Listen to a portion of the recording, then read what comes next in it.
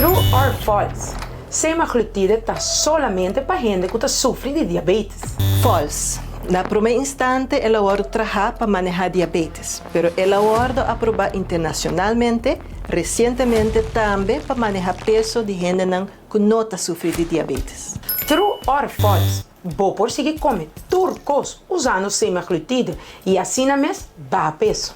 False. Ela funciona melhor no momento que você combina com comida saudável e movimento.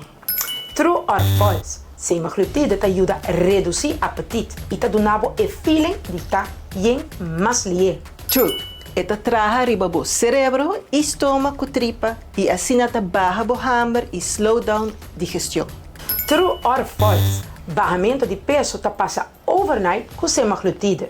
False. A maioria de gente está reparar resultado depois de 8 para 12 semanas e mais ainda entre 6 e 12 lunas.